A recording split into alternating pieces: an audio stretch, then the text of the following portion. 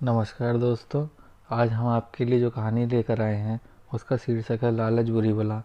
एक बार की बात है, किसी नगर में हरदत्त नाम का ब्राह्मण रहता था।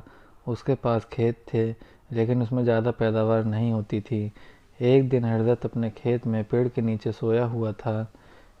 जैसे ही हरदत्त ने आँख खोली, उसके सामने एक सांप अपना फन फैलाए हुए बैठा था। ब्राह्मण को एहसास हुआ कि यह कोई साधारण सांप नहीं है, बल्कि कोई देवता है।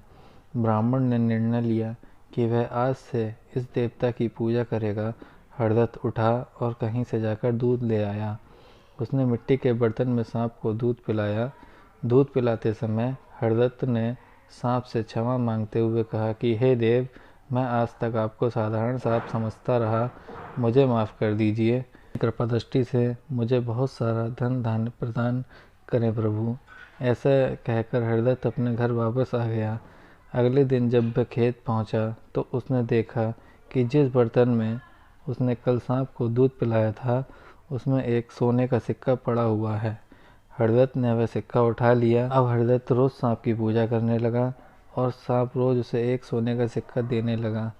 कुछ दिन बाद हरदत्त को दूर कहीं देश जाना पड़ा, तो उसने अपने बेटे से कहा कि तुम खेत में जाकर सांप देवता को दूध पिला आना।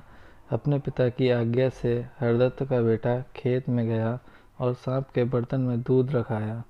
अगली सुबह जब वह सांप को दूध पिलाने गया तो उसने देखा कि वहाँ सोने का सिक्का रखा हुआ है।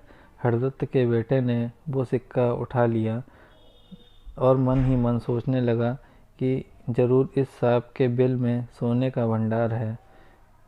उसने सांप के बिल को खोदने का फैसला किया, लेकिन उसे सांप का बहुत डर था।